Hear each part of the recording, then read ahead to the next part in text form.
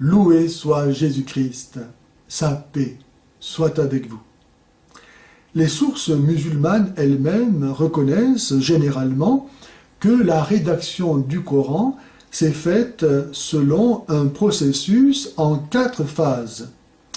La première phase se situe du vivant de Mohammed, lorsque celui-ci faisait part à ses disciples des révélations qu'il recevait et que certains d'entre eux ont pu ainsi mémoriser, tandis que d'autres les transcrivaient sur des peaux ou des os d'animaux. La deuxième phase commence avec sa mort en 632, lorsque le premier calife veut rassembler les éléments épars de cette révélation, mais les guerres, aussi bien intestines que extérieures, l'empêchent de mener à bien son entreprise, du fait notamment de la mort de nombre de témoins et du peu d'intérêt que son entreprise représente pour nombre de musulmans. La troisième phase se situe sous le règne du troisième calife, Othman, de 644 à 656,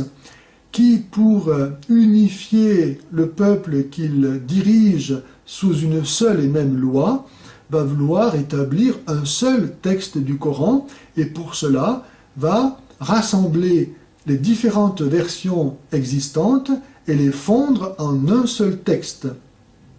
Il ne pourra pas cependant empêcher que subsistent encore jusqu'à nos jours des versions différentes du Coran, notamment celles de Ibn Masoud, de Ubay al-Kad et de Abu Moussa. La compilation de ces différentes versions va produire ce texte que nous connaissons aujourd'hui, qui est anarchique, les phrases se succédant sans lien logique entre elles.